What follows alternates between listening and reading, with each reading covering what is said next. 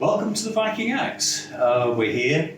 It's the 9th of April. We're partway through our pandemic. Don't know when it's going to stop. But we're down here doing necessary maintenance. So we thought, whilst we're at it, we'll do a little bit of a vlog. Vlog. The word is vlog. So this is what we throw. It's a Merovingian axe, Franciscan axe, if you will. These came about around about 500 AD at the beginning and through the Merovingian dynasty, which ended in 751. These were used by the Anglo-Saxons, they were used by the Franks, they were used by the Germanic tribes, and they were used by the Vikings. It's an axe that is designed specifically to throw. Now, you might sort of say, well, why? Why would you throw an axe? Well, it's because of these.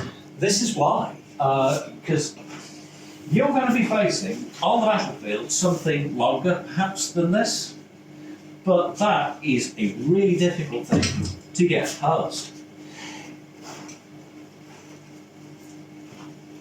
So what do you do? Well, if you've got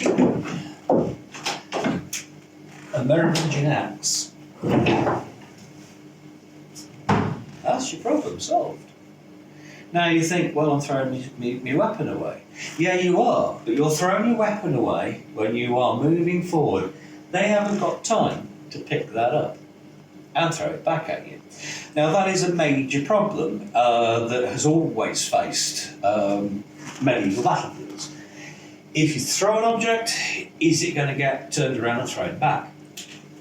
Well, we have, for example, the throwing spear. Now this is very short, but it's only short because, well, it's just for demonstration purposes and easier to manage this one. Now, a throwing spear is very different to the thrusting spear. The throwing spear, when it's thrown, hits the target, there you go. There, now, you've thrown that a good distance. You've thrown that a good distance, and there is a possibility it could be thrown back. Except, when they take the axe off, there's the solution to the problem of it coming back. They can't throw it back because it's not fixed. So, that was their solution. The Roman solution was the pilum that used to bend.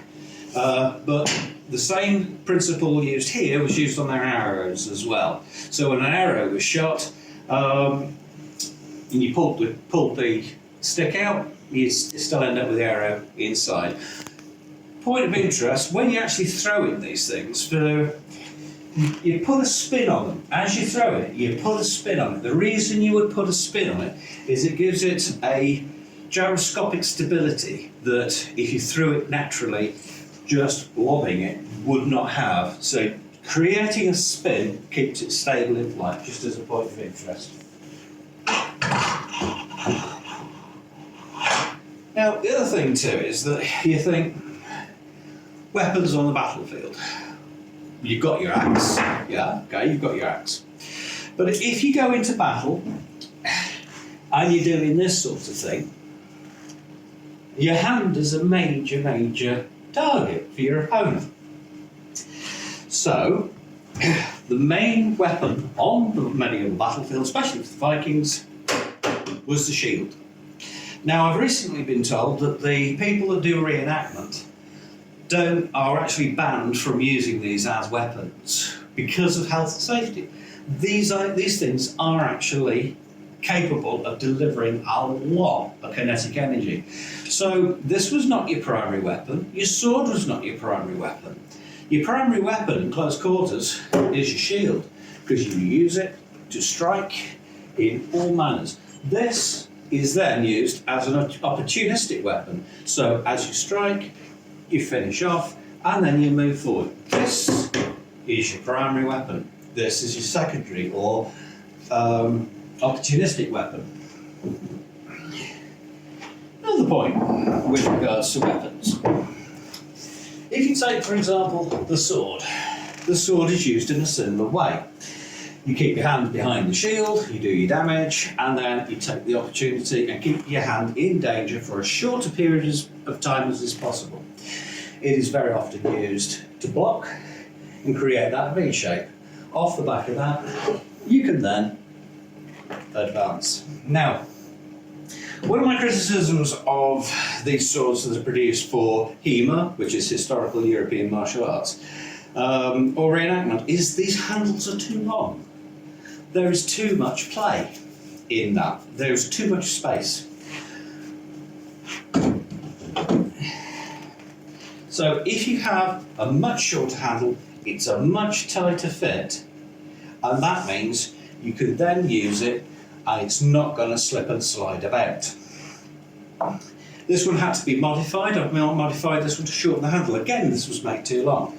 If you look at the originals that you can find in the Royal Armoury in Leeds, you'll see that the actual handles are really, really tight. Because if you take, for example, Chinese styles of fighting, here's an example of a Chinese sword. Chinese swords, they are used that way. Yeah? A lot of swishing about, a lot of fancy stuff. And it's distractive and it is very circular. When it comes to the Viking sword, they cut bump, bump, and that's about it. That's as much as you'll get out of it, so you need it tight in your hand. And that was pretty much used like a club. Nothing fancy. So there's a general rundown on some of the aspects of the background to what we do for fun, which is just throwing axes, which is great fun. But if you want to know more, let us know what you want to know. Just tell me what you want to know, and if I've got the answer for it, I'll tell you. If I haven't got the answer for it, I won't make stuff up. I'm really annoyed at people who just make stuff up. So let me know, and I'll give you some idea of how these things may have been used, but I will also tell you things that we know for a fact. So in the meantime, we just go back to throwing axes, because it's just fun.